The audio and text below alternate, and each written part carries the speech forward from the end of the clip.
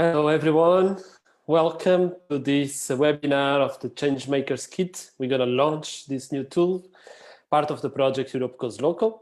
Welcome everybody that is attending on Zoom and also watching us on the Facebook live stream.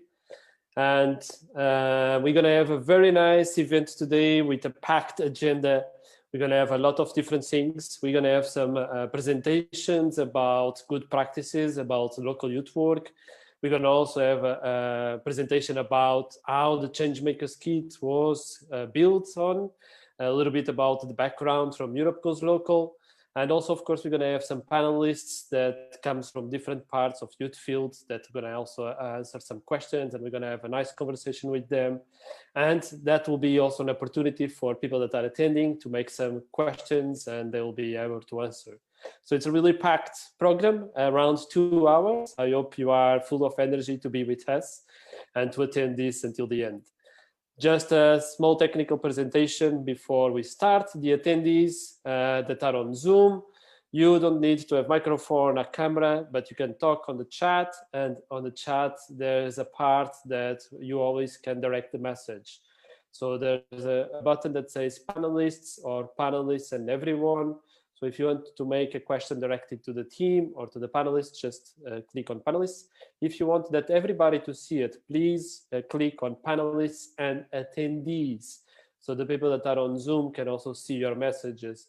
And feel free to use the chat to present each other, to tell us a little bit who you are, where are you coming from, why are you attending this webinar, what is your interest. Yeah, feel free to use it. And without further ado, I'm going to also present the team that is behind this Changemakers launch event. It's a big team and it's a very great professional team. We're going to have with us, besides myself, which my name is Sergio Gonçalves, I'm going to be facilitating this webinar and moderating a bit. We're going to have also with us Judith Balog, which is the coordinator of Europe Goes Local. Judith, just wave, please, so people know who you are. And she's going to be on the background, also sharing the screen whenever it's possible for video presentations, PowerPoints, and etc. We also have with us Anna Piva. She's the digital facilitator. Say hi, Anna. And she's going to be the one responsible for all the technical part. So if you have any technical question, feel free to send direct message on chat to Anna. She's going to be sure that all the technicalities are working well, we hope. And we're going to have also with us Teresa Vetter, that she's going to make graphic recording of this webinar.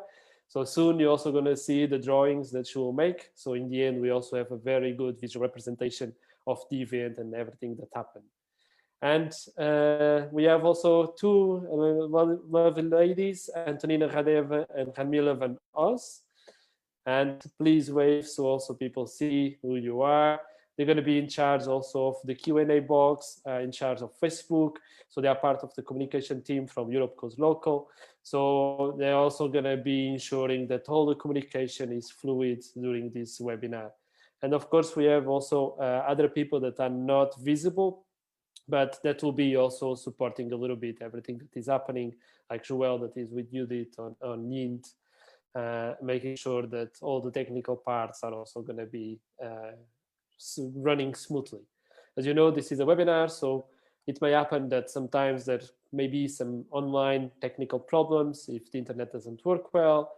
If you don't listen, please, anything that happens that you see that there's some technical difficulty or delay, feel free to communicate with us on the chat if you are on the Zoom, or please also leave a comment on Facebook. Other information for the people that are attending here directly on Zoom, you have two boxes on this kind of Zoom webinar. You have one for the chat that I already explained a little bit how to use it, so feel free to use it. And there's another box, which is the Q&A box. This one, we ask you to use only later on when we're going to have the session just specific for that, for questions and answers. So in this box, it's really for you to make direct questions to the panelists or to the team. The chat, use it for more general things like presenting yourself, communicating with other attendees, and so on. So the questions from the Q&A box, we're going to be answering as soon as they were coming from our team that I already presented. And then some of them will be selected to be answered directly by our panelists when that part of the session will come. So thank you all and for attending and for being here available for this webinar. I hope you enjoy it. It's going to be great. To start well this webinar with a good practice, we're going to present a video from Ireland, from the Limerick Youth Service, which is an organization that they are working with in the youth field for a long time, and they're going to present a little bit what they are doing. As soon as we see the video, then after we're going to talk also with Priscilla Sheehan and Stacey Lyons that are going to be with us, and they're going to also present a little bit more with the PowerPoint, and I'm going to make them some questions so we understand better who are they, what kind of youth work they do, and why is it so important also that they are part of this webinar. So without further ado, let's see then the video from Limerick Youth Service. Welcome to the European Charter on Local Youth Work. So, what is it? European Charter on Local Youth Work serves as a set of common ground principles for quality development of youth work. The Charter serves as a checklist for a dialogue on what's needed for further development of local youth work. At the heart of the Charter is the youth work policy. What should a youth work policy be based on?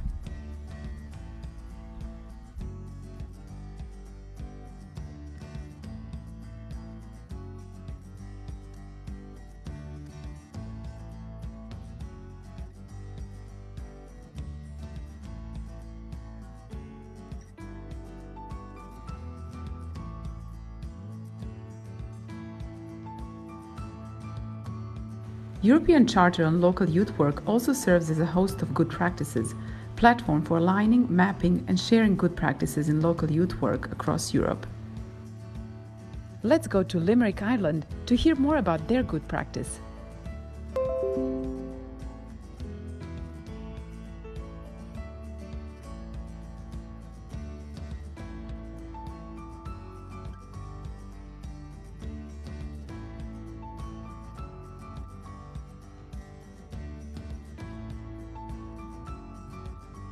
Hi, I'm Priscilla. And I'm Stacey, and we work with Limerick Youth Service. Limerick Youth Service believes in the importance of local youth work. We are an integrated youth service across Limerick City and County. Young people have access to safe, accessible spaces in their local communities, and we provide a range of different youth work activities such as family support, diversion projects, LGBT work, mainstream. Local youth work services support young people in developing key life skills such as the areas of confidence, resilience and creativity. Limerick Youth Service in particular supports young people to access services that support their education and employment. It's nice to have that balance so everybody gets a different experience, that not only have you different ideas and viewpoints between the Irish and the French, but you also have different viewpoints between the Irish people, county and city. Stay tuned to hear about the other sections of the European Charter on Local Youth Work and more good practice projects.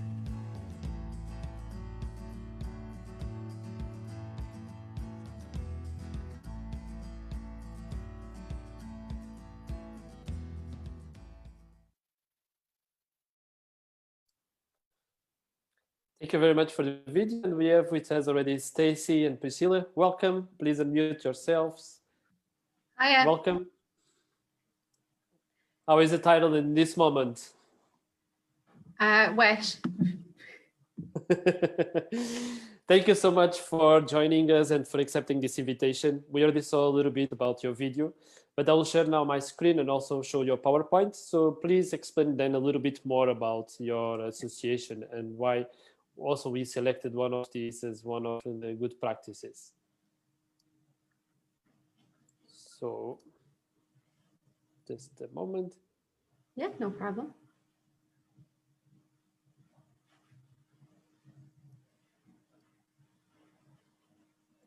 Here it is.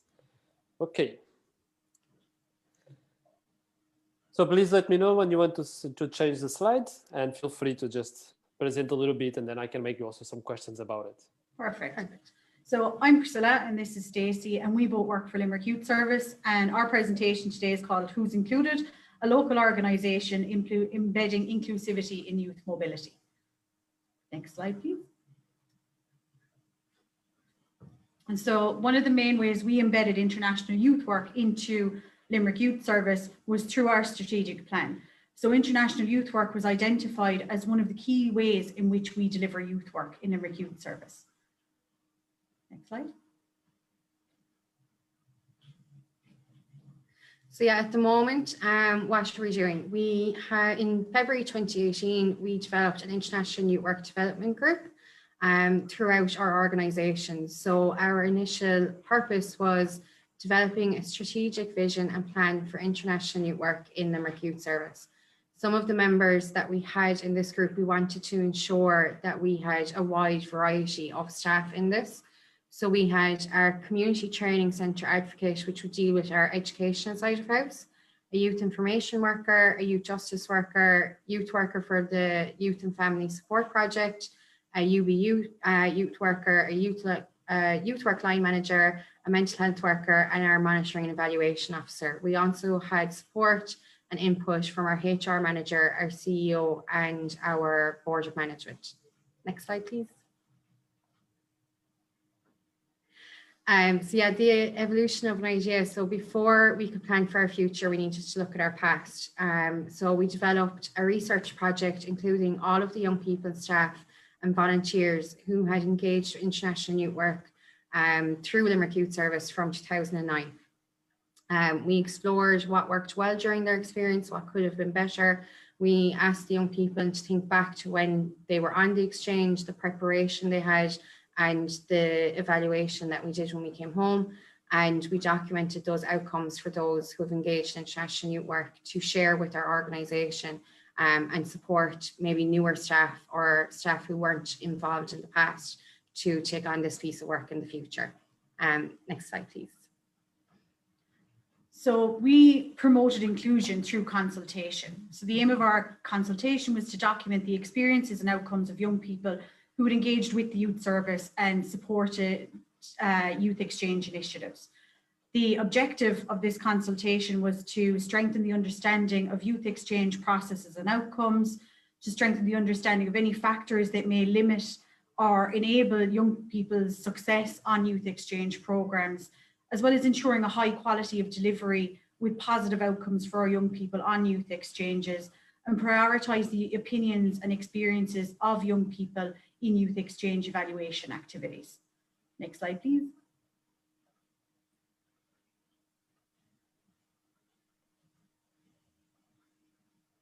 So the methodology, or how we did it, was through a reunion/consultation. So we engaged in a storytelling experience with all of our past participants, and it was everyone's youth work experience, international youth work experience in the one room. So we held an open space. So we asked young people, what does international youth work mean to you? And through that, we identified themes that emerged from those conversations. And then we narrowed that down to 3 particular themes and explored a World Cafe with these themes. So a positive experience of international youth work in relation to something, a negative experience of international youth work, and what recommendations or actions would you suggest for the organisation for future international opportunities? After this, then, so another part of the work that we had done as part of this developmental group was we created a suite of tools. So the first one was a Limerick Youth Service Toolkit, the Youth Workers Guide to Youth Exchanges. So this was from the group of us sharing our expertise, basically things that we had learned in the past that don't work well, what do work well, that could be handed to someone and they could run ahead with the work. So designed by youth workers for youth workers and volunteers in consultation with experienced and new staff in relation to international youth work. Representation was key to ensuring a practical toolkit. So we explained what Erasmus Plus was and the opportunities under Erasmus Plus, because we realised a lot of staff didn't actually know the opportunities that were out there for them and young people. So we went through the preparation, so the application process, building partner relationships, selection process for young people and what to do in case of an emergency. The program, so before you travel, everything you need when you're hosting a group, supporting young people, and then evaluation and learning. So about how to do a youth pass and the importance of it, and an overall evaluation at the end, and maintaining quality standards in relation to international youth work. So the second document that we had developed was then a young person's toolkit. So a document that then could be given to young people before they went to youth exchange, or if they were thinking about applying for a youth exchange. So that was the inclusion of the voice of the young person, young people shaping their own toolkit, written by young people and trained by a group of young people who embarked in an exchange program.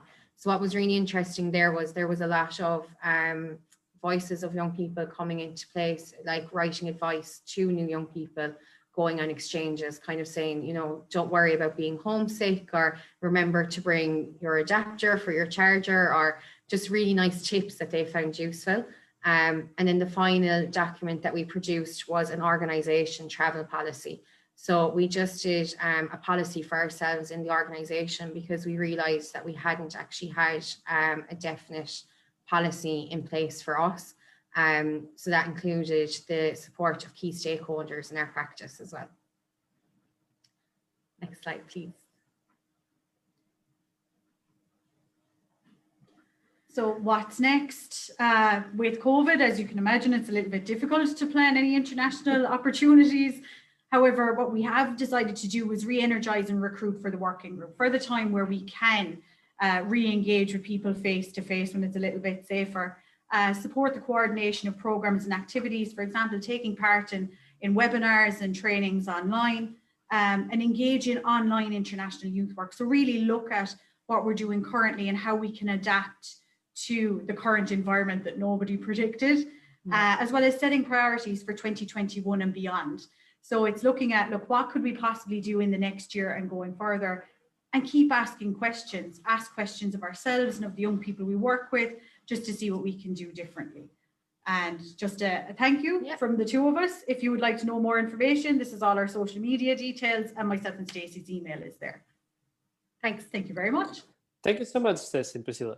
If somebody has got some question, please feel free to also use the Q&A box. Even if you don't have time now, Stacey and Priscilla can answer later by email. From my side, I would like to ask you, because you said that this project specific was focused on international youth work. Why is it so important for you also to come from local to international and vice versa? I think personally, for myself, I've been a young person on an exchange, so I know the experience that it is possible to get, and kind of opening your eyes to new cultures and new experiences, which is why I feel very important, or I find it very important to include in my work, because I'd like to share that kind of experience with the young people I'm working with. As an organisation, we've had huge outcomes in terms of the success of international youth work. There's a high number of young people who have taken part on youth exchanges, who then have gone on themselves to become youth workers or study in the field of community work, where they themselves want to give back to their communities. Whereas before they would have had a very narrow, insular view of what their life was like, and it didn't go beyond the realms of their community. Whereas engaging in international youth work really broadened their horizons on a personal and a professional level. So it's one of the big reasons that we continue to engage in international youth work. Makes sense. Thank you so much. And another question that I have is that, as you know, this is the launch of the Changemakers kit that we're going to also present better soon. But as you know, also this toolkit was based on the Charter for European Local Youth Work. How did you use also the Charter on your project specific and your organization? For us, the big part, it's about inclusion and including all young people. So the youth service works with what we call targeted young people. So young people who would have higher needs, additional needs, maybe come from a lower socioeconomic background, as well as mainstream young people. So young people who might have a little bit more opportunities in life. So what we set out to do was make sure that every young person had an equal opportunity to participate in these programs. Now, for us as organisers, that means there's an awful lot more work, but it also means that you're making sure you have a program that fits everybody and is really accessible to everybody. So it's not just targeted at the easy cohort that would avail of these opportunities anyway, but making sure that we are making our work as available as possible to as many young people as possible. Yeah, I'd agree with That makes sense. Good. So you see, definitely, as I understood, the charter is also definitely already a good tool that you are using, and for sure you recommend to other people. Let's see also with this Changemakers kit how that can keep improving also. Thank you so much for your work, and I don't know if you have some final comments before you leave us and keep assisting as attendees, or if you have some message to the people that is watching now. We just want to say thanks very much for taking the time to listen to us. We love talking about ourselves and the great work that we do, and we take any opportunity to welcome anyone to Limerick Youth Service when it's a little bit safer to do so. But if anyone has any questions about anything, or even how we did what we did, or how we got to where we did, please send us an email, Facebook, Twitter. We're on all of it. That's great. Thank you so much, and good luck now with these times. And I hope that you can plan better the future now and adapt fast. And yes, your emails we shared, and we also like to say to all the attendees that already some people asked if we can share your presentation. And they replied that we're going to share also on Facebook and other means, so everything is going to be available. Once again, thank you so much, Stacey and Priscilla. Have a good day. Bye. And after Stacey and Priscilla, now we're going to have joining us Jonas Agdur, that is going to present a little bit the charter from Europe Goes Local. As I said, now I was talking with Priscilla and Shelley also, and how this charter from Europe Goes Local led to the development of the Changemaker Kit. Hi, Jonas, welcome. Thank you so much. I'm very happy to be here. And to all of you listening in, it's great to be here, seeing you also. And it will be a joy and a pleasure for me to introduce both the Changemakers kit and the charter that it's built on. I will try to do so through sharing my screen. So let's hope that this works right now.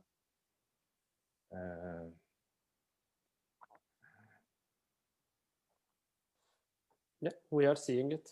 You are seeing it, great. Yeah. So once again, it's a joy being here. My role today is to give you some background and context to the charter, talk some about its content and purpose, and how and why it has led us to developing the Changemakers kit.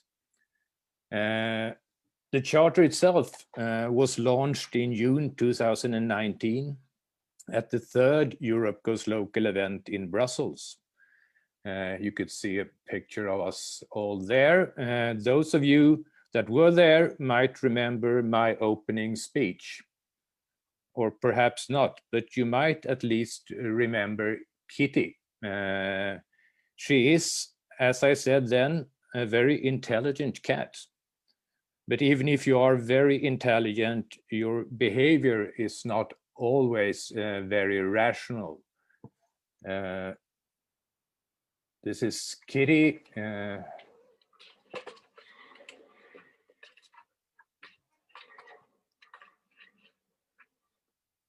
So, why did I start my speech in this way? Well, for many years, someone might have described youth work like this, saying that we were chasing our own tail when trying to explain youth work, unable to explain how its different parts are connected to each other. But some years ago, things started to happen. Due to the economic crisis and its consequences for young people, youth work came under even more pressure to clarify itself. There were, of course, previous documents on youth work, but the EU Council conclusions from 2013 could still be considered an important step in this process, stating that youth work focuses on the personal and social development of young people, and youth work is based on non-formal and informal learning processes and on voluntary participation. The next and crucial step in this process was taken through and during the Second Youth Work Convention.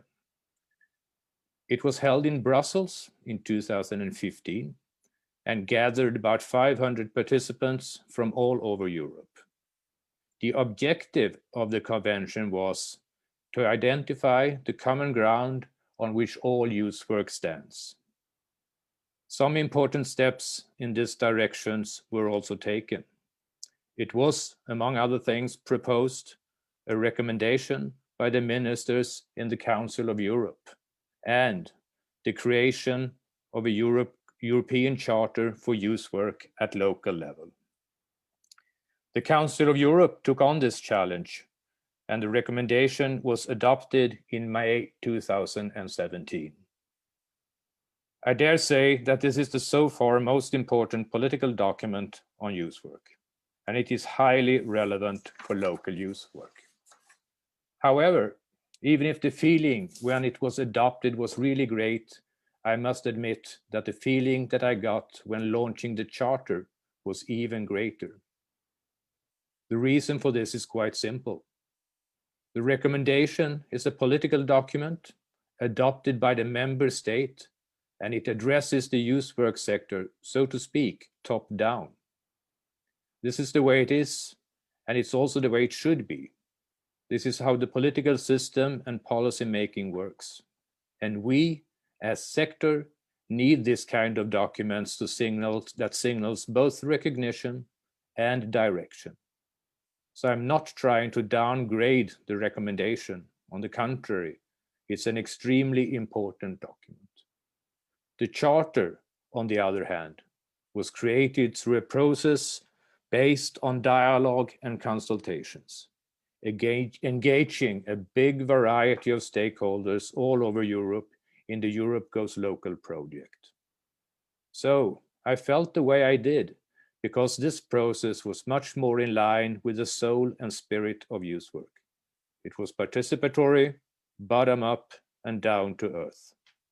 And the result is, as it says in the introduction, not a political document. It is much more concrete. It transforms European policy discourse into concrete principles and guidelines regarding quality in local youth work. And it is owned by the European youth work community. Just to give you, those of you who were not part of this process, an idea of it. The process started with the Europe Goes Local steering group making a first draft. This draft was then sent out for consultations. These first consultations were run in 22 countries and reached 75 different stakeholder groups containing well over 100 different organizations. These were, for example, national working groups, umbrella organizations, youth councils, government representatives, European and national networks, etc. Further feedback was also gathered during the second Europe Goes Local conference in Cascais, Portugal in June 2018. Here, 150 participants representing more than 100 organizations had the possibility to give further input to the process. In the second round of consultations, around 150 organizations gave feedback to the now revised charter. When this consultation was summed up, some small adjustments were made, and we counted the answers from the different groups. We could conclude that we had a 99.45% consensus about the final version of the charter, or put in other words, a common ground. However, what do we actually mean when we say that we have a common ground?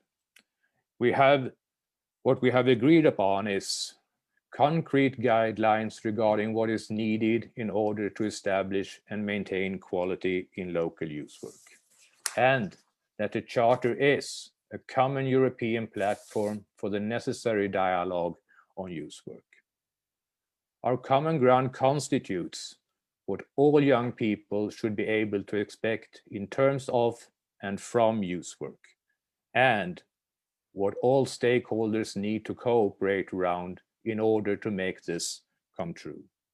Hence, a common ground does not mean that all stakeholders should cover all of that ground. it does not mean that everyone should be everywhere doing everything at the same time. It means that we must help each other to make the picture complete. And as it says in the introduction, none of us can withdraw from responsibility. It's only together, European institutions, researchers, youth organizations, etc., that we can secure the provision of quality youth work. However, the launching of the Charter was not the end of our common efforts. It was in fact only the beginning, because now the real work started. And the question was, how do we take the next step? How do we make the Charter come alive? In the steering group, we realized that some of you felt well prepared to do this without any further ado. Others, on the other hand, felt the need for different kinds of support. So, the steering group decided to develop a support material, a toolkit that should help everybody involved to make the Charter come alive in the best possible way. The Changemakers kit. And if you click on it, you will find all sections of the Charter. The core principles of youth work policy, organization and practice, the youth worker, and quality development. And if you click on one of them, the core principles, for example, you will come to the next level, so to speak. You come to the core principle, and there is an introductory video to each section, and below it you will find the different bullet points. And if you click on them, you come to a short introductory text for each bullet point. Here about the first bullet point under core principle. The purpose of these texts is to set the context and give some clarification. Below them, you will find the different features of the Changemakers kit, starting with references. Here you will find policy documents, reports, and other interesting reads, providing arguments for quality youth work. Guiding questions, which will help you to fuel your discussions. Self-assessment, where you can assess to what degree your youth work meets the bullet point. Good practices and tools to be inspired and learn from. And further steps, where you find some more questions and a space where you can make notes about your future plans. All these features has the same aim and purpose. Just as youth work in itself is about stimulating and supporting discussions and new ideas for action, widening horizons and showing new opportunities. The Changemakers kit aims at filling the same function in relation to these discussions about youth work. It will help various stakeholders to meet and to move forward together. And just as regarding youth work, there will never be the final version. There will always be new developments and new exciting practices and tools. Your ideas, tips, and suggestions, dear attendees, on what should be in the Changemakers kit are more than welcome. Please let us know. To conclude this short introduction, we are not in the process of implementing something top-down. We are in the process of making something come alive. In order to do so, we need to work together in the same direction. So let's go for change. Thank you for listening to me. Thank you so much, Jonas, for your presentation. I think it's more clear now what is the Changemakers kit and it was the development. And you say now that there's still work to be done. Do you have already any other ideas or things that are coming up in the near future, or a step each time? Let's now work on the Changemakers kit and then see from there what else is needed.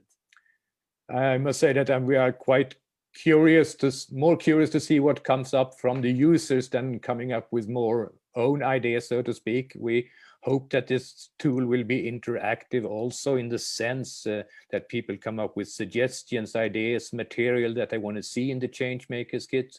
Some other features maybe, we don't know. We are looking forward to people start using it and giving us feedback on how it functions.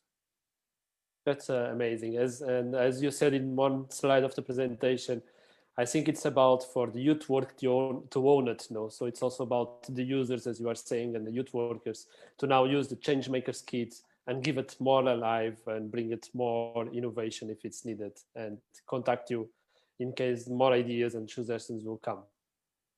They're more than welcome, as I said. Thank you so much, Jonas. Thank you for joining us and for your presentation. I hope the attendees also enjoy it. Please keep also with us as an attendee this time, and we're going to move on and see now a different video that will present a little bit more what is the Changemakers kit. Even that Jonas already made a very good presentation, already explained a little bit all the different process. But now we go to see this video that it's going to be a kind of tutorial also, that you're going to know a little bit more about what is the Changemakers kit and why is it so important. So Judith, if you don't mind, please share your screen and show us the video of the toolkit. Welcome to the European Charter on Local Youth Work and its interactive online tool, the Changemakers kit. Created within the Europe Goes Local network, the Charter is here to guide and support the quality development of local youth work.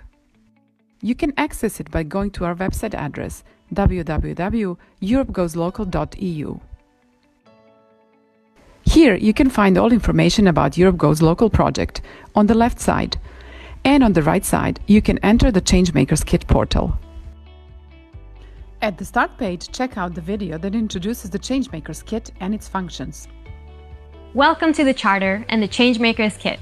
The aim of the Charter is to contribute to the further development of local youth work. It does so by stating which principles should guide youth work and how different aspects of it should be designed in order to meet these principles.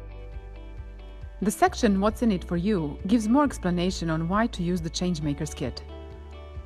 The kit is useful for youth workers, but it's also equally beneficial for young people, leaders in youth organizations, and politicians.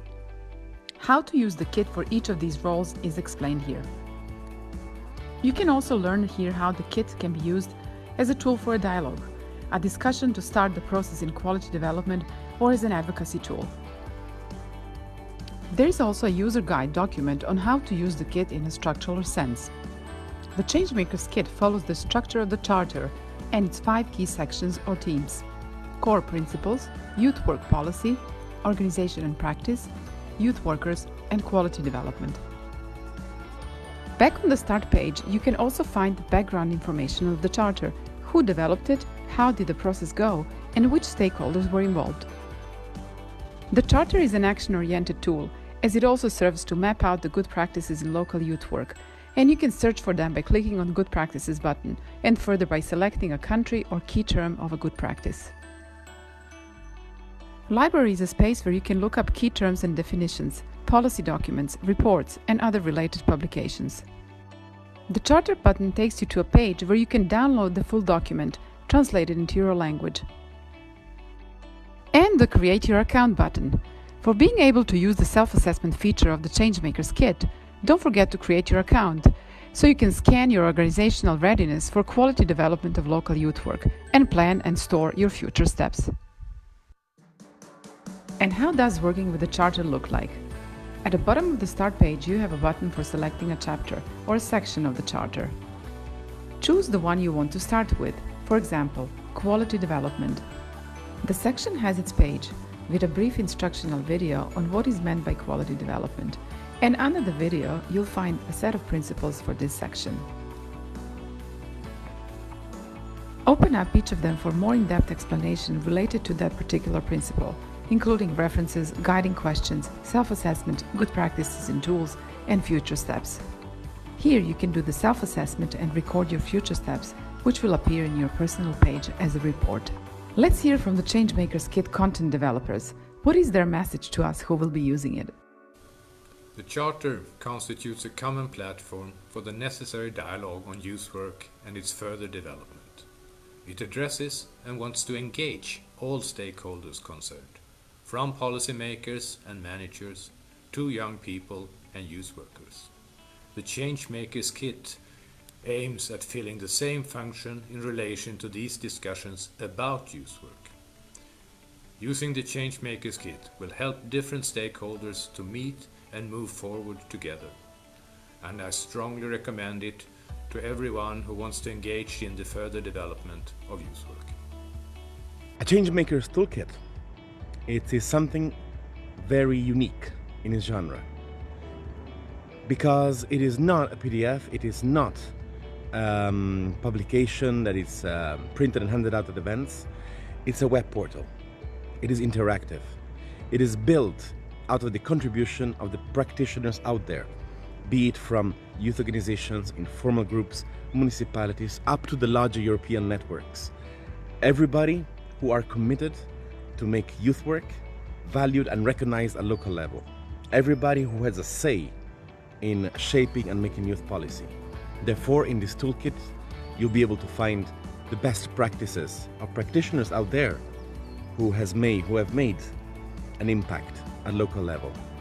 You will find tools to self-assess what is the level of competences and how the Charter applies to the local youth work done, to the impact made, to the influence that youth work managed to bring at European level, and most of all, at local level.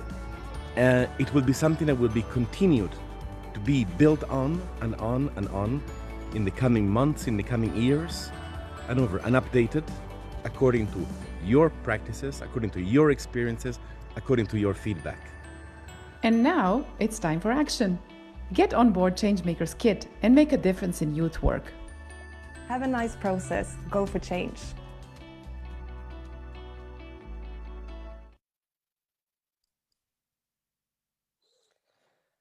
And yes, this is the video tutorial that explains a bit more what is the Changemakers Kit. I hope you can use it. And before I pass the voice to another person that will make a final speech about this, so we officially launched, I want to remind all attendees, and we have around 70 people already on Zoom, please use the chat, present yourselves, but click on the button, on the blue button that normally says panelists, click on it on the arrow and click on panelists and attendees. So when you send a message, everybody that is also on Zoom can also check it and see it, so you can communicate with each other. Also, if you have any questions, use the Q&A box specific for that. You can already make some questions to our team if it's needed. And soon we're going to have a session also with panelists. And then further on, you can also make questions for them. Also on Facebook, if you are watching live on Facebook, feel free to use the comment box there and leave some comments, present yourself, make also some questions. Our team will be glad to answering to you. And now to officially launch now the Changemakers Kits, I will pass the word to Koen Lambert, the director of the YINT National Agency from Belgium, Flanders. Hi, Koen, welcome. Thank you, Sergio. And yeah, welcome to all of you. Very nice to be here in this webinar. I would like to start first of all with thanking all people who have been contributing in the past year and have been working very hard to make this first the Charter and then the Changemakers Kit become a reality. Thanks to Judith and Jonas and Lorenzo and a lot of other people, we have now this tool. And I think that it is the right tool at the right moment. So I would like to really make an appeal to all youth workers all over Europe to really make use of it. Jonas already explained a bit why with the steering group we decided to make this Changemakers Kit. It is to support discussions to make sure that a dialogue happens on a local level between the different stakeholders, to facilitate that dialogue, but also to convince the non-believers that are still out there that the Charter is not only theory, but also that it is something that can really be put in practice and realized. And as you all have seen, the kit provides a series of features and background information and tools and ideas on that can be used to support you and youth workers on a local level in taking that step to the next level in youth work. An important element, it might seem very obvious, but for me, an important element of the Changemakers kit is that it is directly available and accessible to all parties involved in youth work, in local youth work, at any place in Europe. This is, it might seem very simple, but it is the truth. And I think that is an important role for that instrument. With the Europe Goes Local platform, we're also planning a set of trainings on the charter and how to use it. But that is even more obvious. It's impossible to deliver training to all youth workers in Europe. So that kit, the kit that we present today, has a very important role in that accessibility of the accessibility for the ideas that the charter presents. So it's an appeal to all of you here and to all youth workers in Europe. Do not wait for a European trainer to come and stop at your door in your place to explain you everything about it. Use this tool, start using the Changemakers kit by yourself. Do it now and do it together with your fellow youth workers in your municipality. With your youth organization or the youth council, with the local policymakers. Do not forget them to be involved. It's with this instrument, you have something in your hands to make the difference and to make local youth work stronger. Using the charter and the kit, it also means learning from each other, learning from the different contexts in different countries, different towns and municipalities. In general, the activities of Europe Goes Local aim to contribute a lot already to this exchange and to this mutual learning with our communications, with study visits, with conferences, as you have seen pictures of that. But this kit, this Changemakers kit, makes another contribution of its own. The kit, as you have seen, is really a place where good practice can be stored, where it can be shared, where it also can be shown to the world. Also very important, because there we still have non-believers in the outside world. And that's an important feature of the kit as well. And it has to be said, there is still a lot of open space left in the Changemakers kit for all your contributions. So do not hesitate to make use of that and to submit your good practice story, your experience and your ideas. It will be to the benefit of local youth work and of all of us involved in that field. So I will conclude by making an appeal again. Make use of the Changemakers kit. It was a hell of a job to make it. It has now come to a happy ending. Or better, it has now come to a good moment to give it a fine start. And I wish all of you good luck with the Changemakers kit and the charter. And I hope to hear from you soon about how it went. And we will certainly create opportunities to get your feedback. Thanks a lot and all of success. Thank you so much, Koen, for your speech. And now it is official. We are launching now the Changemakers kit, and to celebrate that, let's watch this little video.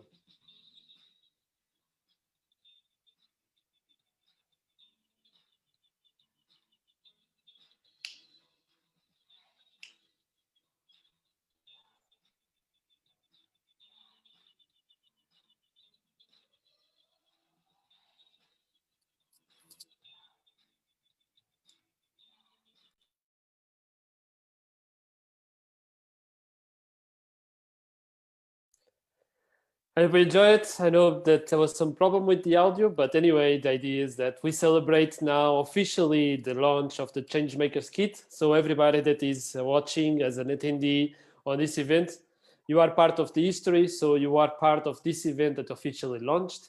And we hope that now this Changemakers kit will be used for a long time, and that you can also be part of these users. And as was already said by Jonas, and now for Koen also, please use it, please give feedback, please share it, please keep promoting and using it as much as it can.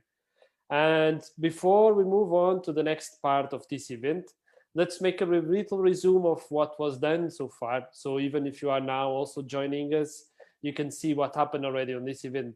So we had with us in the beginning Limerick Youth Service from Ireland that was sharing a little bit their experience about using the charter, about making local and international youth work, sharing positive and negative experiences, and how themselves also created a toolkit.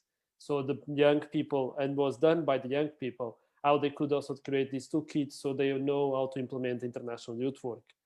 After that, we had with us Jonas Agdur, that was part of the content development of the Changemakers kit, that present a little bit more also how it was the process, what happened. And the main keywords that Jonas said is that youth work sometimes is chasing your own tail. So like the little kitty that they showed on the video. And the launching of the charter is a great moment. And everything is built on dialogue and consultation. And again, this is very important also, that it is not top down. This is meant for youth workers. And so that is that the users itself will also be part of this process. And please, again, use it and give feedback, and feel free to give suggestions to develop further. And finalized, yes, we had also Kuhn just presenting now the final speech for the launch of the toolkit. So it's official, toolkit is launched. Please can start using it already. Also share your good practices there so more people can be engaged and also other people can join.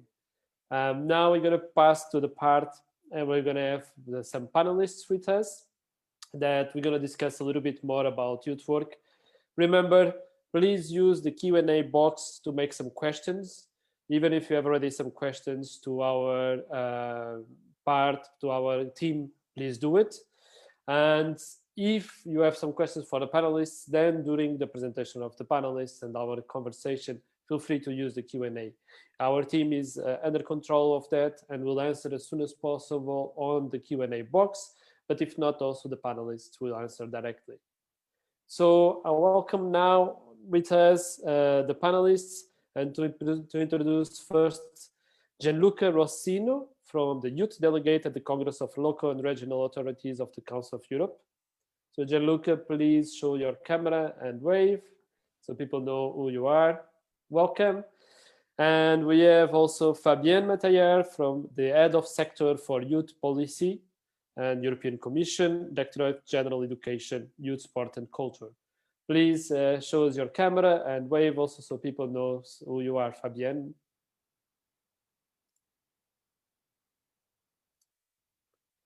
She's here present, but the camera is not working, it seems. We hope she can join soon. And then we get back to her whenever the camera will be on. And also with us, here it is, Fabienne. Please wave so people know. Thank you very much, Fabienne, for joining us. And we also have with us Mario Zulicek from the Association of Croatian Cities. Mario, the same. Please show your camera, wave. Welcome, Mario. Thank you for joining us. And last but not least, we have also Sara Amaral from the National Youth Council in Portugal. Sara, please show your camera and wave. Yes, everybody is here. Great to see you. Thank you so much for accepting this invitation and for joining us. So to be part of this event, we would like to make some questions. And first question will be for all of you to answer. So just tell me which one you would like to answer first. What is the importance of youth work in the local communities? And maybe we can start with Gianluca, since he's the first one on my Zoom.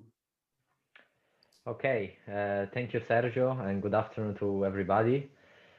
First of all, I just want to quickly introduce myself as I'm a youth delegate at the Congress of Local and Regional Authorities of the Council of Europe, which is a pan-European political assembly and works mostly on local and regional democracy across the 47 member states.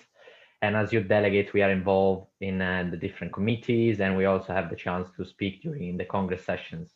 And I think this is a crucial topic, especially for what we are debating today. The importance of local youth work is even more increasing right now. And this is also a moment where we are focusing more on the quality of youth work, because in the perspective of starting again, of having international activities, there is a little bit more of time and also opportunities to reflect on how to improve the youth work practices. And also, I would say that the most important priority is that youth work at local level is where actually the change is happening, where we connect with young people and youth workers and local and regional authorities. And so at local level is what, let's say, the magic should happen. And I'm very grateful also to have the chance today to see the launch of the toolkit and having the charter as a reference. So I hope that local and regional authorities will really take inspiration from this, because then at the end, youth workers at local level are doing already amazing jobs, but many times they are not aware of all these resources, best practices, tools they can look at. And so our job, I would say, is also to mainstream this, to make it more accessible and to disseminate it around Europe. And I'm sure that also the Congress and the Council of Europe and the youth sector as a whole will work on this to have it more accessible and more disseminated across the member states. Thank you, Gianluca. The same question from Fabienne. What is the importance of youth work in the local communities? Thank you for giving me the floor. Maybe just also before I answer, a nice words for Europe Goes Local, because really I'm really happy to be there, to be able to see the Changemakers kit. This is what makes us proud to work for programs like Erasmus Plus when we see this kind of results. And of course, youth work is and has to stay local. I mean, it has to be as close as possible from the young people. But Europe Goes Local makes a nice link between the local level and international youth work. International youth work doesn't have any reason to be without the local, the work being done in the local communities for young people. And the young people are our clients, so we have to be very close to them. But when I see Europe Goes Local outcomes, I really think that this is the raison d'être of programs such as Erasmus Plus, really to promote cooperation between youth workers, to encourage them to work together for the benefit of the young people. Thank you so much, Fabienne. The same question for Mario, and I'm sorry for the order, it's just according to what I see in the Zoom, so it's not for a specific order. Mario, welcome. Please answer also what is the importance of youth work in the local communities. Thank you, Sergio. Hello to everyone. Although I've been active as a youth worker for the last maybe 10 years, now I'm kind of on the other side of this story, working in Association of Cities, where actually I have to advocate the interests of cities, or actually local government. And now I'm using this experience and trying to connect these two sides, let's call it that way, and to combine their interest actually. And here we can see that although it's quite obvious that the local level is the first level of activism, of working with young people and everything else, we can see also within Europe Goes Local program that is the fastest way also. Fastest way to change something, while actually young people express their interests and needs. Local level is the one which reacts in the fastest way to do that. And actually, when we actually map some need or something, it's quite easy to change something immediately. We are aware of the fact that if you are going to the higher levels, is becoming more complicated and slower in that way. So I would underline this like as a how to say, this thing to have as the most important thing in the local level.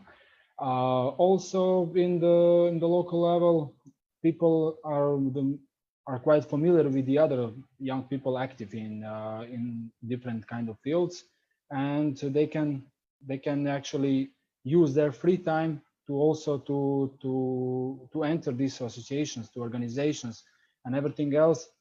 And this is very important for the local self-government units also to invest in that kind of opportunities for young people to have them, to gather them around one topic, around one aim or something like that. Thank you, Mario. Yeah, this fast reaction can be very important, definitely. Last but not least, the same question for Sarah. Sarah, welcome. From the perspective of Youth National Council in Portugal, what is the importance of youth work in the local communities? Hi, everyone. Thank you for the invitation, first of all, and congratulations for the launch of the kit. I think it's a very useful tool for the municipalities. We have been witnesses that these tools have been actually quite impactful on the work of municipalities. Actually, the National Youth Council has also been, and we believe it's one of our roles is to let the municipalities know about these kits so they can use them and know the standards and improve their work basically with young people. And in that regard, we have been doing some training to the youth workers of the municipalities, and we have seen a real impact. So on that note, I think youth work is very impactful because young people can have direct contact with decision makers, and then it can influence them to actually participate on other levels too, being at the national level or the international level. And the young people can also influence the decisions locally and see the real impact of their participation. And I think that is very critical because in a lot of times young people don't see the connection of why their participation is useful because they don't see the impact. And with the municipality scope, I think that impact is very, it can be very concrete. For instance, in participatory budgeting and so on, young people can have a real say on what they would like the municipality to invest on. Thank you so much, Sarah. Thank you all. It's good to have the different opinions and different perspectives, and it's clear that all agree that local youth work is very important. Fabian, I will make you the next question from the perspective maybe from European Commission and where you work. What is the role of the local youth work in the future of Europe?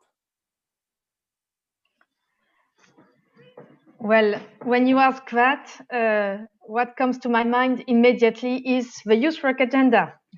I'm sure most of the participants are starting to be familiar with this wording. It's something that it is part of a European youth strategy, our cooperation framework in the youth field at the European level. And this youth strategy is very strongly focused on engaging young people, connecting young people throughout the programs, mainly the youth programs, but also empowering young people through youth work. And we have decided, I mean, when I say we, it's collectively, the different member states of the EU have decided to launch a European youth work agenda that is currently being discussed actually by the youth working party of the council. There was a discussion also this morning, so very fresh, to prepare a decision by the ministers of youth. At the end of November, they should adopt this agenda a bit more detailed than the current youth strategy part on youth work.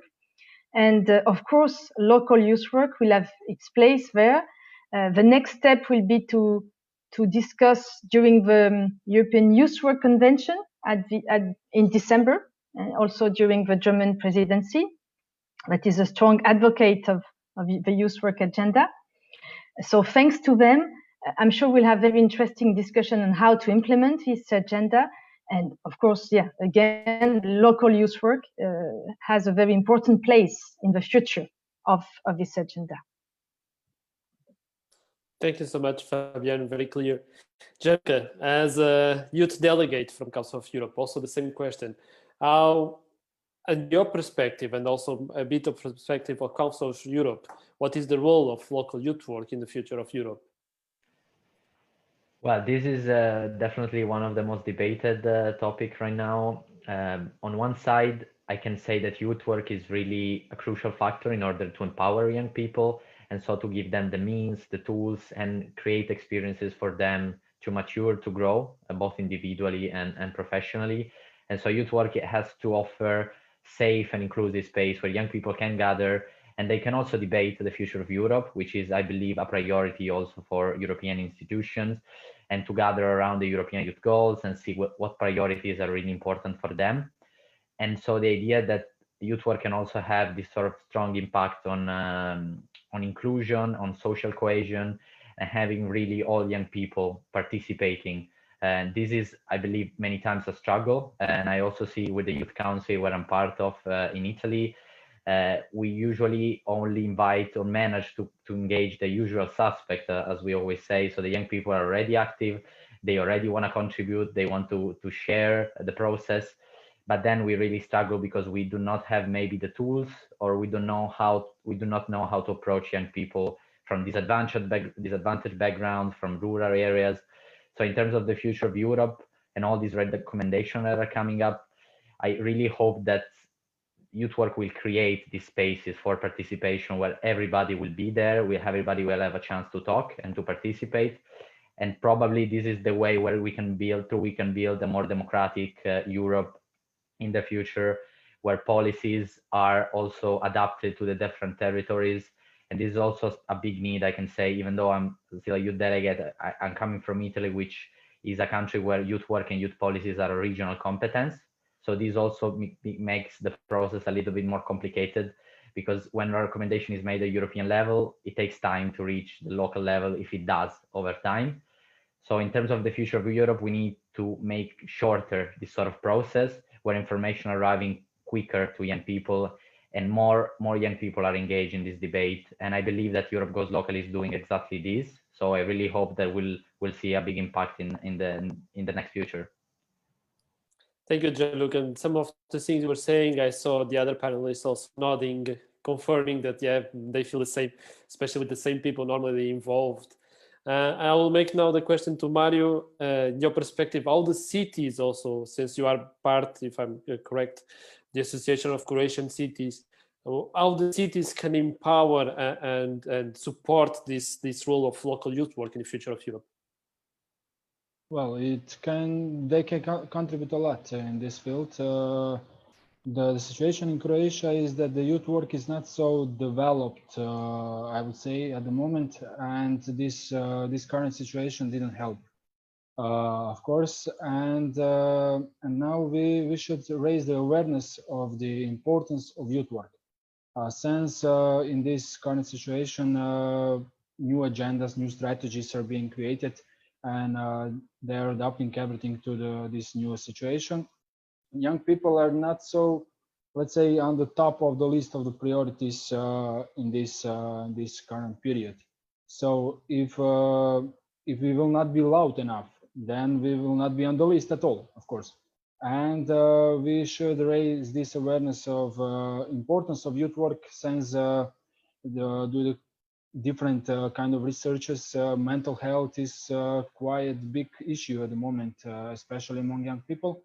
And nobody is speaking so much about that. Well, it will have the consequences in few years, not immediately. So we should pay attention to this part as well. And then, especially during the lockdown, you have no chance to approach different, I don't know, education, different development, any kind of practice, of course.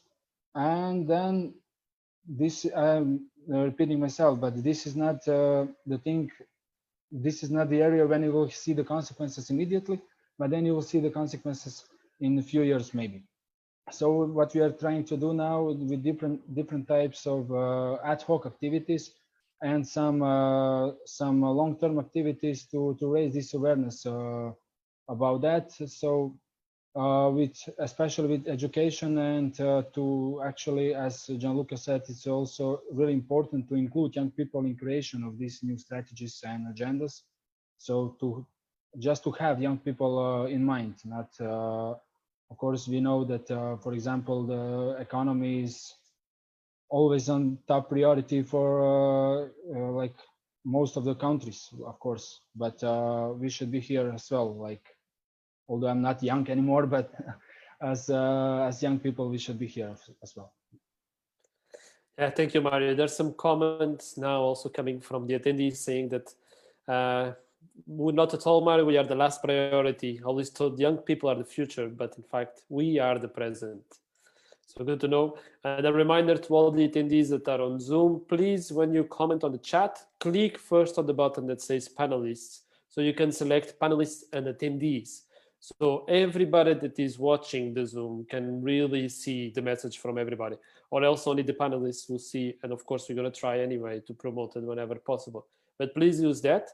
And you also have the ones that are assisting from Zoom. You also have a box that is Q&A. Please use that box to make already some questions for the panelists. That soon, in a few minutes, we're going to have a part dedicated just for that, so they can answer your questions. So feel free to use it. And Sarah, last but not least, from the perspective of a national youth service, what is the importance of the local youth work in the future of Europe, and how at a national level, and you can support also that? Sure.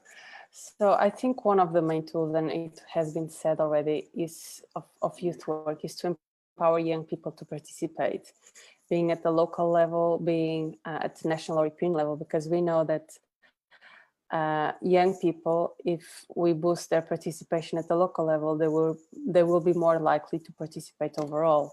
And I think that's a very concrete outcome of youth work. And again, from our side, the work that we try to do, and I believe Gianluca touched on a very sensitive point, which is we have been involving young people which are already participating somehow. And the tricky thing is reaching those that are not participating at the moment. And that's why one of the priorities for the Portuguese presidency and for the TRI overall is youth participation, especially focusing on digital youth participation, because we are seeing, not only because of COVID, but before that, we were seeing that young people were participating, but through different means. So probably not in the formal way that we would like them to do, such as voting and so on, or consultory decision-making bodies, but they are actually fighting for climate, they are doing online petitions and so on. And that's something that we have to acknowledge, and trying to see how both these informal mechanisms and formal mechanisms join together. So I think youth work is very valuable in that. And we have also the experience of the youth dialogue of the European Union, and that has a real impact on youth work at the local level, which from our perspective and what has been happening in Portugal is that through the youth dialogue, we have been actually empowering the municipalities of doing a closer job with young people. So in the sense that the youth workers of the municipality being engaged in the youth dialogue, they understand all these frameworks and how they can actually engage with young people through non-formal education, which before probably they didn't use as a tool, and now they are starting to use it. And we see actually a positive fight between municipalities to be the best in their region, in the sense of how many local consultations they host, how many good practices, recognitions they have, and so on. And that's something that Europe or European processes have impacted in a really positive way at the youth work level locally. You talked about the youth dialogues that exist from European Commission. Can you just explain briefly to the people that is watching, maybe they don't know what it is? Yes, so the youth dialogue is a process happening at the European level, which is based on a 18-month cycle, which coincides with the presidencies of the Council of the European Union. And basically, there is a topic which is chosen by the TRI presidency, and then basically all the countries, they do consultations with young people to identify the obstacles, to come up with recommendations, and then for these recommendations to be included in the council resolutions. There are also European youth conferences where the youth delegates come together and discuss the outcomes of these recommendations. And basically it's a process where young people and decision makers come together and discuss issues concerning young people. So in a nutshell, okay, thank you for explanation. Yeah. Thank you so much. It's important so people can understand perfectly what is happening and these kind of words, keywords that sometimes we use and they're not so common for everybody. Thank you. Of course, we need to address a bit the elephant in the room, that is that now the current situation of COVID-19 and what is happening. This limits now the learning mobilities and the cooperation and youth field.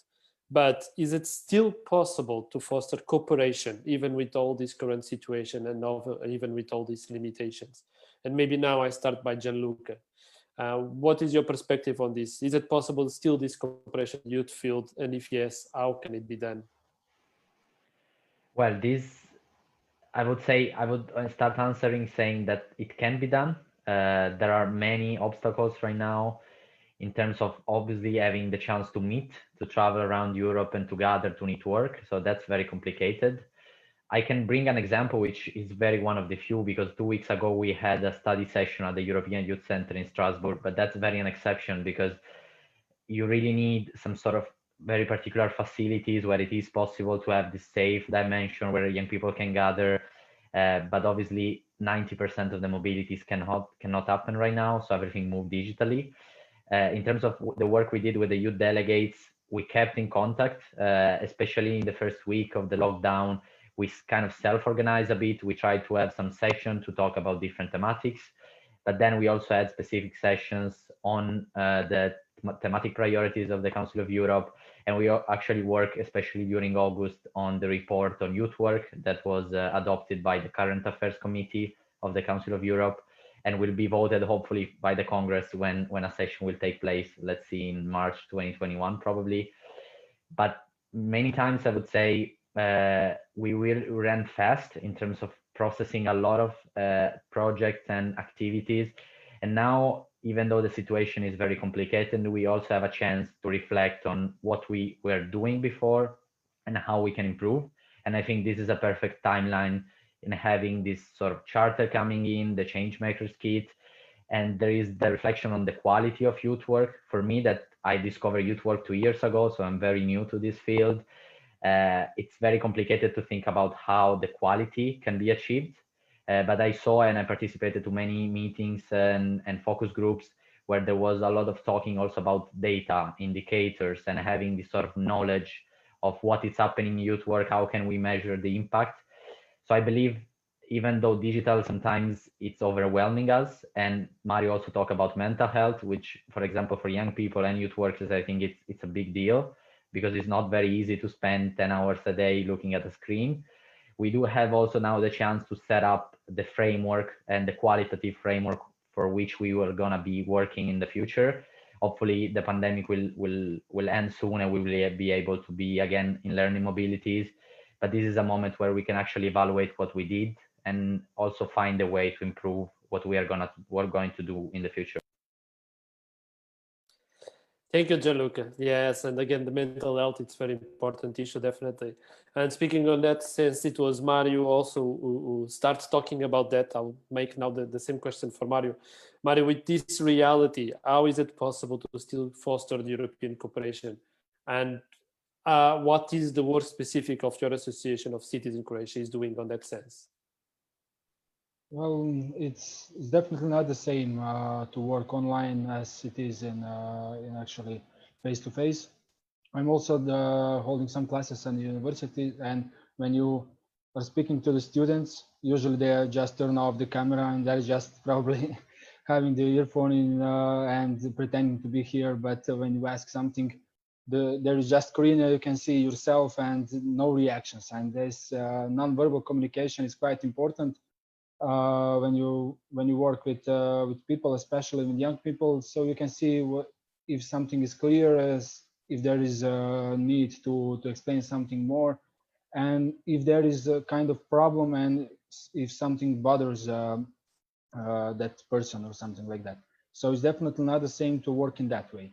But this is why it is important to work on the participation. I really hope this situation will finish in spring, so actually we can continue with normal life, and then we should pay more attention to this youth participation and raising the competences of young people to participate. And then in situations like this, we could react much better than we did now. And actually, from the perspective of cities, it's not something really different than from the, I would say, from the youth associations in this way. The cities are trying to reach the audience, trying to present the measures, trying to present what they do and what they are trying to do for the people in general. And of course, it's not easy.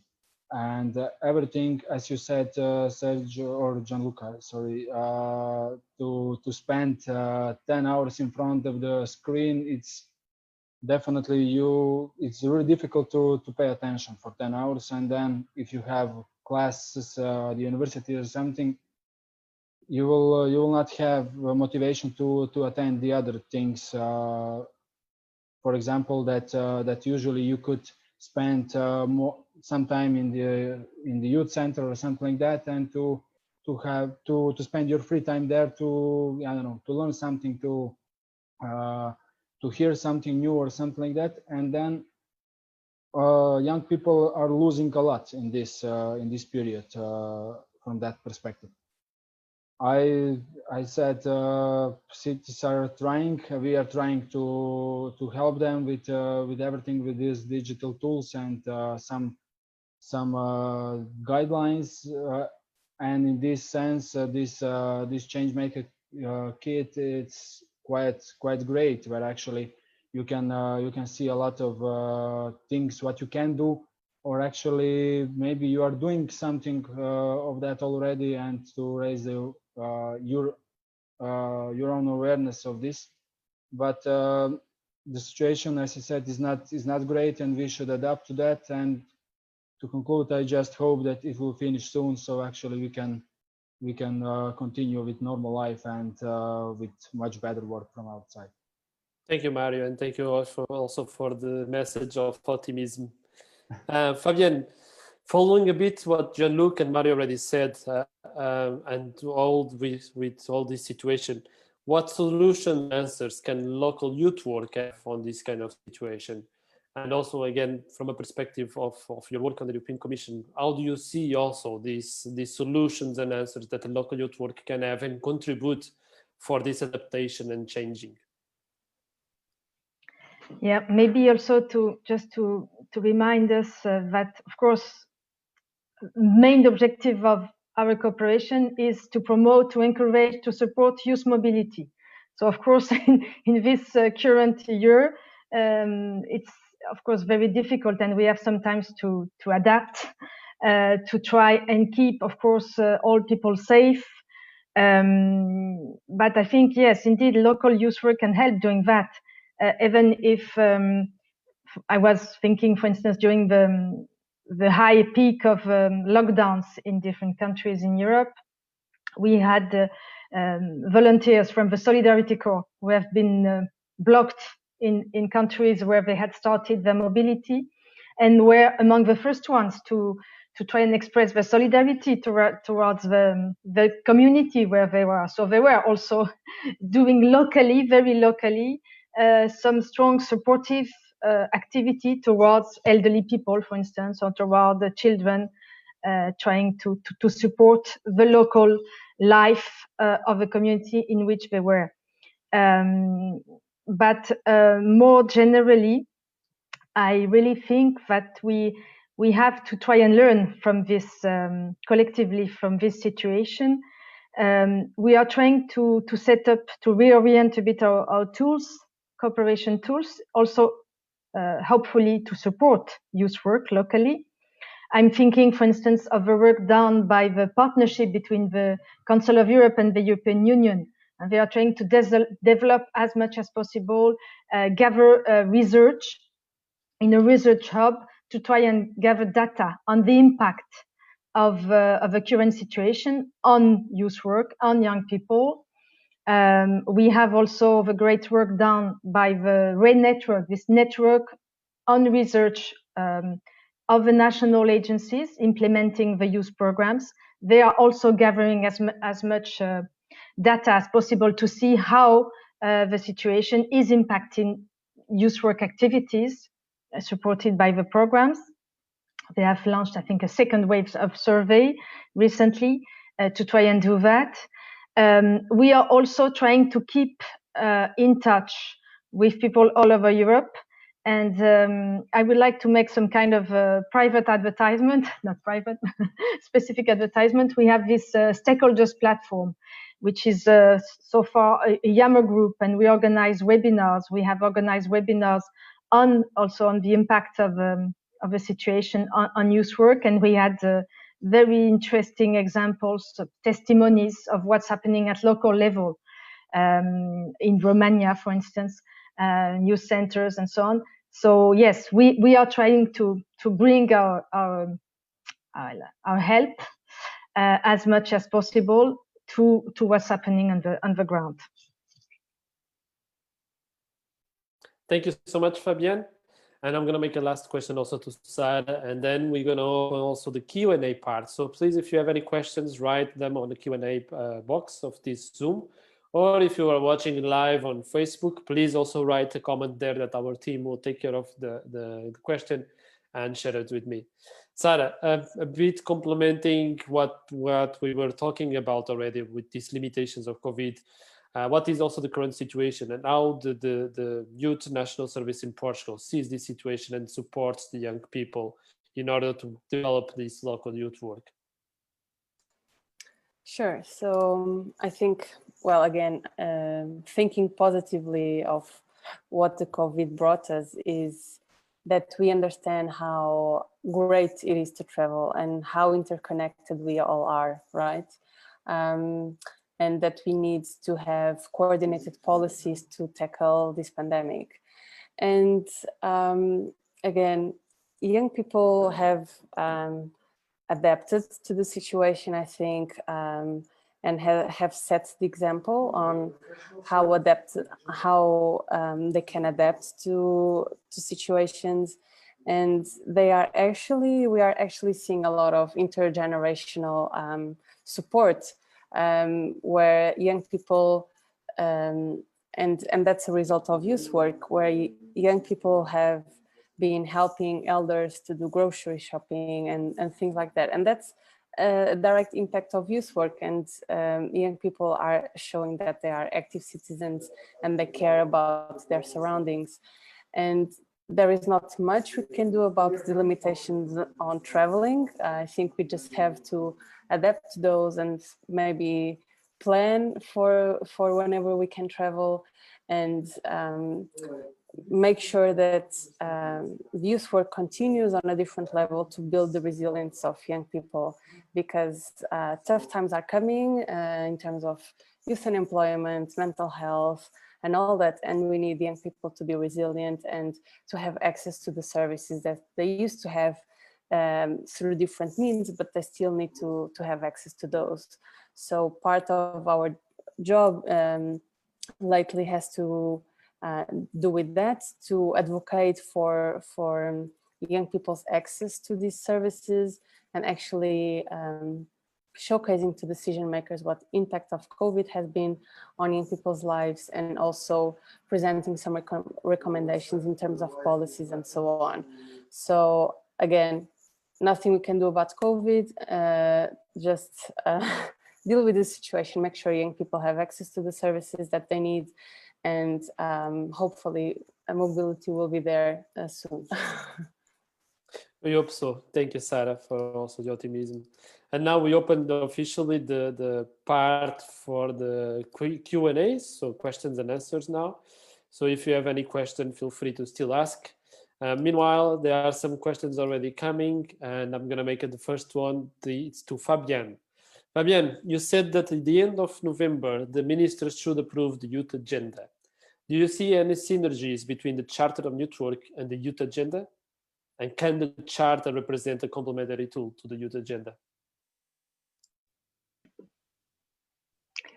Yes, indeed. The Youth Work Agenda will be a kind of frame for youth work cooperation developments in the coming years. We've had already, of course, cooperation at the EU level on youth work for a long, long time. I think since the youth programs were born 30 years ago already. But it's another step. It's another step to try and promote probably much closer cooperation on these aspects. Of course, taking into account that, as we already said during this panel, youth work is mainly done at local level. But again, it doesn't prevent, of course, and it's on the contrary, it can will only enrich our daily practice, I think, to have this kind of stronger cooperation.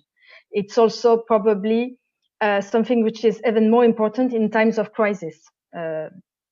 Crisis like this year, but also unfortunately, we anticipate a very strong economic crisis in the coming years. And we know that it will impact young people, probably even more than other groups of population. So in these times, more than ever, we will need cooperation to support young people, to support their developments in life, to support their participation in democratic society. So this is why the charter, the toolkit that you've developed to implement the charter will be even more useful as it could have been before this particular crisis. Thank you so much, Fabienne. Another question that is coming, it's for Mario. Mario, you said that mental health is an issue for young people. And from a municipality point of view, how can policymakers get close to young people and through youth work promote importance and safeguard of mental health? Well, I wanted to talk about that later, but I will just mention it here. As Association of Cities, we are working at the moment on one certificate for self-government units, and they're like a point for mental care on the local level will be one of the conditions to get a certificate for the local self-government units. What they can do, they can start that kind of points for the beginning, because of course we are like financially limited, and like it's not easy to start something just over the night. But they can start the point, like an info point on this, or for the young people, where they can come and get useful information on this. How can they help themselves? Oh, there is a photo of us. How can they help themselves, and where they can actually find some expert help in this field. We are starting to work on that, and probably it will be launched in spring, and then we'll have more and better picture of this if if the local self-government are doing this or not.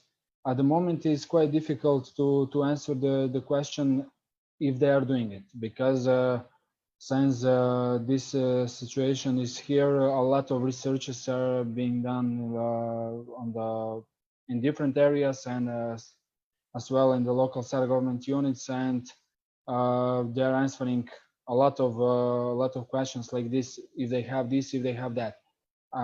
So at the moment, I don't have a concrete answer on this, but we are working on this to actually to help them and to raise their awareness that it's really important to take care of the mental health, since a lot of young people are facing this issue or this problem in these days.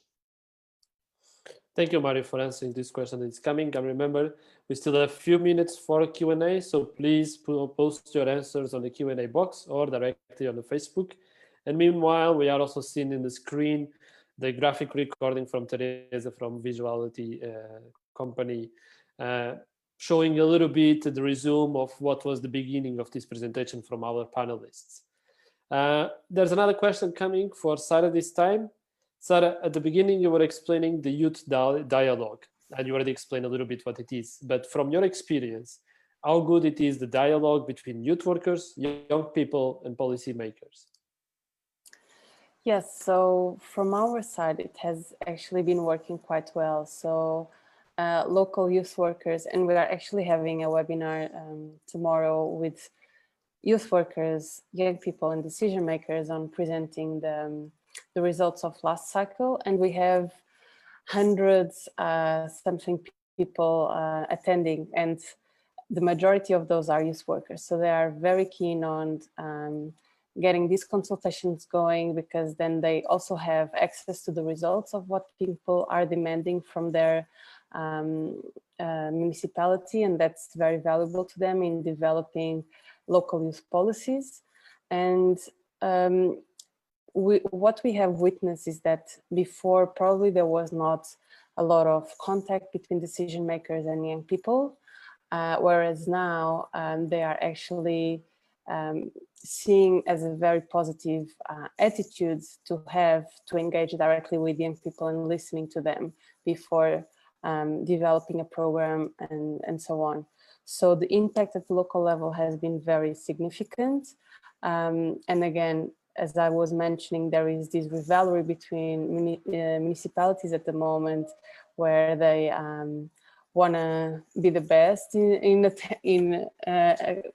in welcoming these sessions, and also they're actually asking us to implement trainings for their staff on such frameworks as the toolkit that has been launched today. So we see these tools as very valuable, and youth workers see them also as very valuable. And we, as the National Youth Council, we see that one of our roles is basically to inform them about these toolkits and how they can actually use in their day-to-day work, and how they can engage with young people.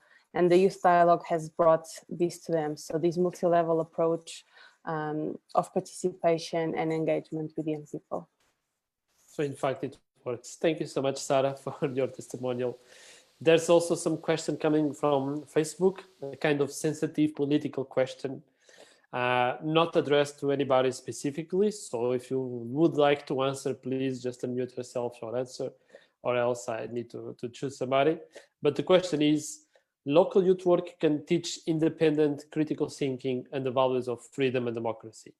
However, in some EU countries, this is considered brainwash and political influence. What arguments, actions, measures can be done to fight this phenomenon? It's a tricky question. Who would like to answer? I can go ahead. Yeah, go, Sarah. So, for instance, we at the National Youth Council, we have been witnessing some like the shrinking of democracy spaces in this COVID momentum in some countries. And I think, again, international cooperation can play a big part in this. So with external pressure, telling these governments that it's not okay to not consult with young people and basically take some of their rights away because of the pandemic, it's not right.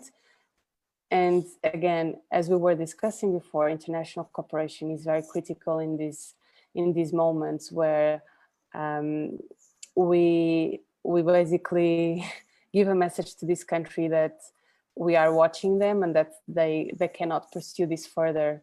So again, not getting into much depth of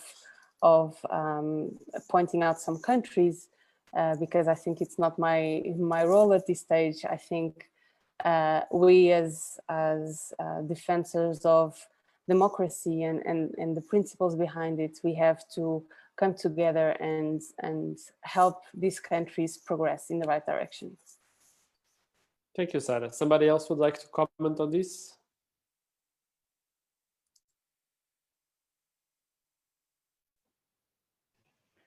I can go quick on this. One side I feel to share, for example, is that right now also in Italy we are working a lot with the Solidarity Project, which is one of the opportunities offered from the European Solidarity Corps. And the countries, I think the second highest country in terms of projects approved is Poland, for example. I don't want to go commenting on specific cases, but what I feel is that also European projects offer the space to bring Europe in at local level in territories across the Union.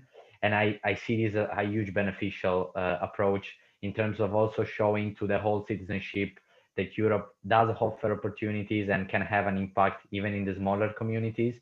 And those projects are even youth-led, so it's even an increase for young people to be inspired from European practices, but also to adapt the projects on the needs of the young people living in their communities. So this, for me, is one of the great funding opportunities because it's not strictly linked to a government opportunities. It's coming from a European program, but it has a strong local impact. So in this sort of framework, I feel also the best practices that that are shared, and maybe the youth agenda, the youth work agenda that will being drafted soon by the ministries of youth, that will also be another tool in order to foster this sort of European cooperation and not having youth work following, let's say, governmental guidelines, but having this sort of really space for interaction and for young people to take part and to participate meaningfully. Thank you. Very important point, Gianluca. And I saw, Fabienne, you were nodding a bit, agreeing. Do you want to complement and add something to these comments from Gianluca? Yes, no, thanks a lot to Sarah and Gianluca. Maybe just to add, yes, I think as you did, that the more young people in Europe, throughout Europe, will be able to communicate, to exchange, to have cooperation activities, and the further will push non-democratic ideas away. So this is probably what we can do collectively to make sure that critical thinking is also well known by our young people. True. Thank you so much, Fabienne. We are in the last minutes of the Q&A session, so if you still have some questions, please feel free to use the Q&A box if you are on Zoom, or use the comment box on Facebook if you're watching live. There's already anyway another question for Gianluca. You were saying that in Italy, youth work is organized regionally. Seeing your experience as a youth delegate and what young people across Europe did as resilience respond to the pandemics, do you see the Charter can serve as a tool to both young people and policy level to activate faster the implementation on local level and really reach everyone? Well, definitely, I can say that across the 47 member states of the Council of Europe, there are very different frameworks. We work on the youth work report with a fellow delegate from Portugal and a fellow delegate from Estonia, and it was also interesting to see sort of the differences. I believe that in a country like Italy, where there is this sort of regional competence, it will be an advantage, the fact that there will be a youth work agenda coming from the government and the youth sectors. But then it's really about the individual regions in order to implement these sort of strategies and recommendations. What I see as a big advantage in a country like Italy is that the fact, for example, the charter is also translated in Italian. And even though it's a small thing, it's really about being accessible. And if I go with a charter in the English language, maybe not so many youth workers that have not experienced at European level will really be, I would say, able or committed to include it in their work, maybe because they struggle with some of the concepts or the practices that are shared. On the contrary, when it's in their national language, it's really much more accessible and they can really include it at the policy level. So these can really work in terms of youth workers. In terms of policy level, I still believe it will take some time, but the more sort of material and advices are there, it will be probably easier also for mayors and policymakers in local and regional authorities to implement them. Overall, we do need both sides of this sort of push, both from a top-down approach, having recommendation coming from the EU institutions, but then we also need young people that advocate for the recognition of youth work, for more progressive youth policies. So these things need to go together. Now it's very complicated because it's not even possible to really have a meeting with a mayor or a member of a local institution because of the COVID regulations.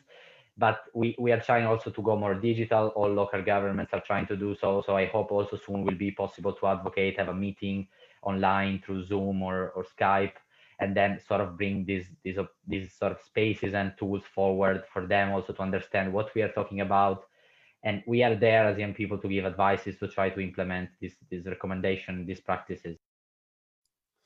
Thank you. Very good answer, Gianluca. And yeah, we are in the final part. So let's see if there's some questions. It seems there's one more coming still.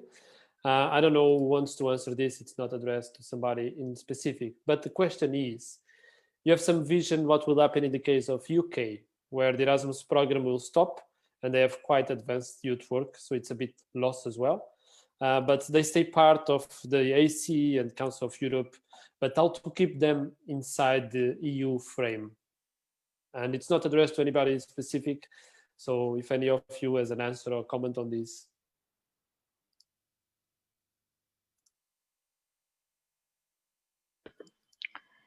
Maybe I can just yes, explain that there are still negotiations on the future relationship between the UK and the EU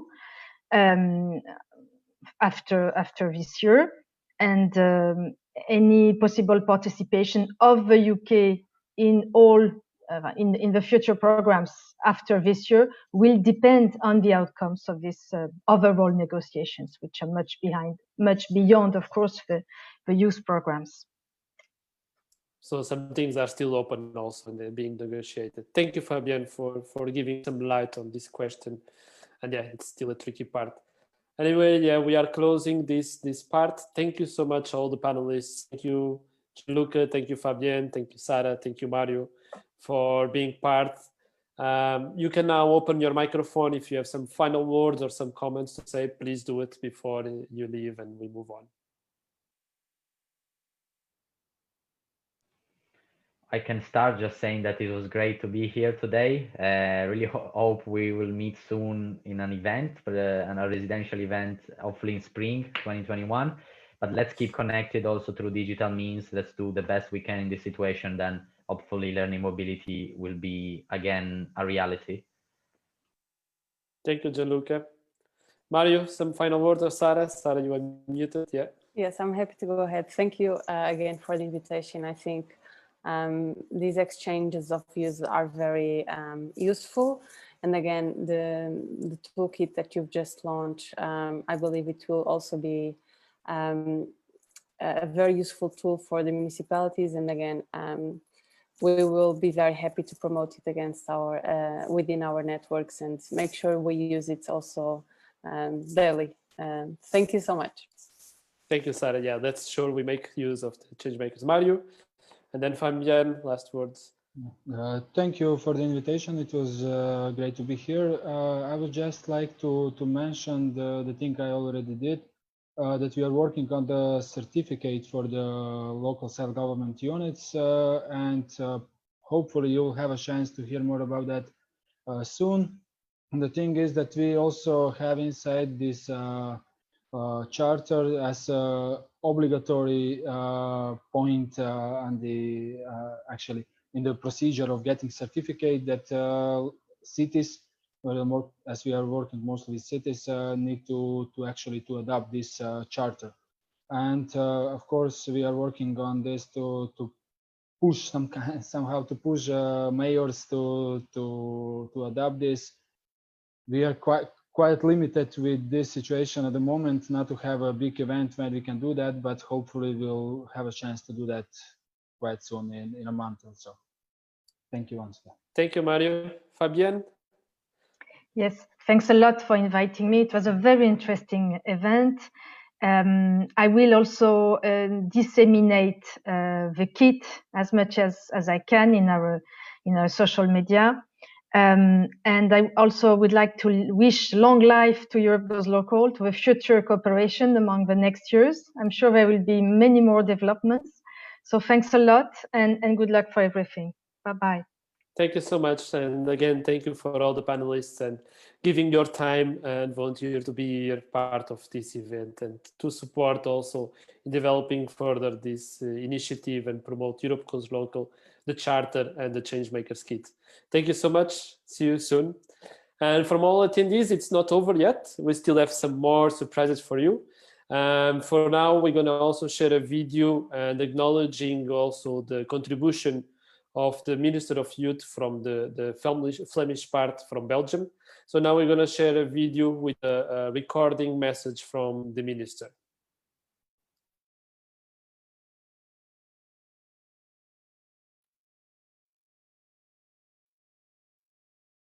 Hello everyone, I'm Benjamin Dalle, the Flemish Minister of Brussels, Youth and Media. I hope you all had an inspiring afternoon.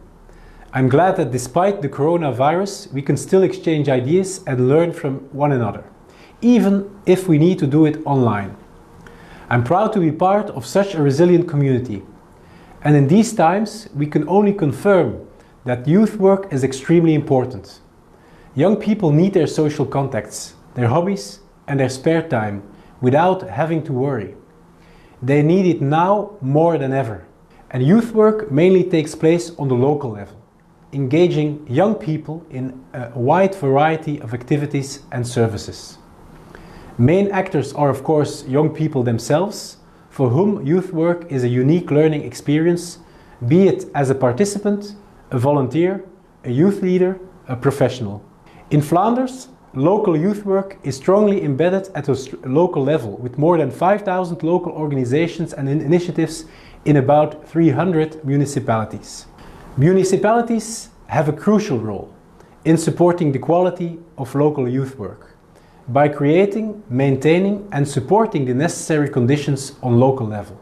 Making use of policy instruments like grants, infrastructure, a municipal youth service, support for training, fostering cooperation between local youth work organizations and providers. Direct participation of local youth work in shaping this municipal policy is key. But not all responsibility is at the municipal level. Also at the national level, there is a role and sensibility in supporting quality youth work. A few weeks ago, the Flemish Youth and Children's Rights Policy Plan has been launched for the next 4 years. The plan gives an important place to non-formal learning for young people in the frame of an integrated policy for out-of-school and youth work activities. It also puts an important emphasis on engagement and involvement of young people, both in co-creating such a policy and in implementing youth work activities. In addition to that, the Flemish General Youth Policy on national level provides structural grants for federations, youth movements and umbrella organizations of local youth work. The recognition of training of local youth leaders and workers is another pillar of our policy, with about 7,000 attestations of trainings delivered every year. Residential infrastructure for training and for outdoor activities completes this picture. With this national policy, we contribute to and support the quality of local youth work, striving also to enhance coherence for the whole of the Flemish community, linking local realities and creating an equal level play field for local youth work. It is with that responsibility of the Flemish government in mind that I have also included in the youth policy plan to support and disseminate the European Charter for local youth work. First of all, I'd like to congratulate and thank all of you and all of your colleagues in Flanders and all over Europe for your efforts to run this process and the quality of its results. The Charter reflects very well our vision on local youth work development. It formulates untouchable fundamental principles of local youth work, and at the same time it shows future ways forward to ensure qualitative development of local youth work. I also highly appreciate the potential role of the Charter as an instrument for dialogue between all actors involved in local youth work, including local and national policy makers. In our policies, we value strongly the role of youth workers and youth organizations in shaping youth work and related policies. We believe that this dialogue on the local level is the first condition to be met in creating successful local policies. Shaping policies in dialogue creates the sense of common interests, shared responsibilities and enhanced commitments between all partners involved. It makes the youth field stronger in answering to young people's expectations and to societal challenges. With the COVID-19 pandemic, youth work, as many other sectors, has to act in turbulent times. All over Europe, more than 70% of youth work initiatives have been struck by the consequences of COVID-19 measures. And of course, young people and their lives were and still are severely impacted by lockdowns and other restrictive measures. Together with youth organizations, municipal youth services and experts, several policy initiatives have been developed to support youth work in this difficult period, with the interests of young people as the first goal. Supporting their resilience, ensuring their right to take part in youth work, fighting their mental difficulties, while respecting the necessary measures to fight COVID-19. The motivation, active commitment and responsibility of youth workers and young people to achieve these goals in the past months and still today showed us again how important youth work is for all of them. For that, I would like to thank you. Thank you very much. And this was the message from the minister that also collaborated and contributed to the development of the charter. And as you see, is using also already, and the Changemakers kit, not only the charter. So we are reaching now the final part of our event. I will ask my team to please share now the graphic recording that has been done by Teresa, representing the visuality team. As you see by this representation visually, we had in the beginning a good practice from New to the Limerick Association from Ireland, where they share a bit their experience between how it was connecting local youth work with international youth work. And then we had Jonas Agdur that presented a little bit the process of creation of the Changemakers Creed, how that evolved from the European Charter for Local Youth Work to this tool that we launched today. And to launch the tool, we had also the speech from Koen Lambert, the director of the Flemish Belgium National Agency from Erasmus+, that as it is written also on this visual representation, it's the right tool at the right moment. With that, it was officially, we launched, and after that we had an amazing panelists with good discussions about the importance of the local youth work, about how to support even further the local youth work, how the Changemakers kit will be part also of the youth agenda or not, what the future will be, and especially also addressing in particular this situation with COVID-19 and how that is affecting the youth work and everything related with that at European and at local level also. And even addressing parts like the mental health, for example, that it's very important. So we are now on the final part of our event. Thank you so much for attending. Thank you so much for the ones that were attending through Zoom. Thank you so much for the ones that were attending, watching live on Facebook. Thank you for this amazing team that was part of this event that prepared, coordinated, and ensured that everything was running smooth. So from my part also, I want to thank you all and have a nice day. Don't forget, please use the Changemakers kit. Please go online, use it as much as possible, provide feedback, share your good practices there.